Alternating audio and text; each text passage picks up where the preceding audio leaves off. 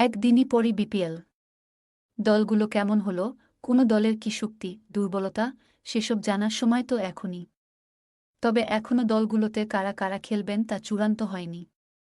বিশেষ করে বিদেশি খেলোয়াড়দের তালিকায় বড় পরিবর্তন আসতে পারে। এখন যারা তালিকায় আছেন অনেকেই নাও আসতে পারেন। শেষ পর্যন্ত যারা এসেছেন তাদের সবাই সব ম্যাচ খেলবেন না। টুর্নামেন্ট চলাকালেই দলগুলোতে যোগ হতে পারেন অনেক বিদেশি খেলোয়াড়। তাতে শক্তির ভারসাম্য এদিক ওদিক হয়ে যেতে পারে অনেকটাই। বাংলাদেশের খেলোয়াড়দের তালিকা।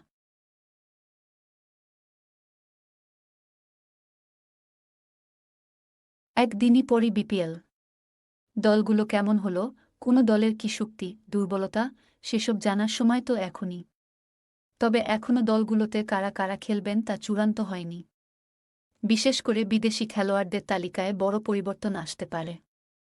এখন যারা তালিকায় আছেন অনেকেই নাও আসতে পারেন। শেষ পর্যন্ত যারা এসেছেন তাদের সবাই সব ম্যাচ খেলবেন না।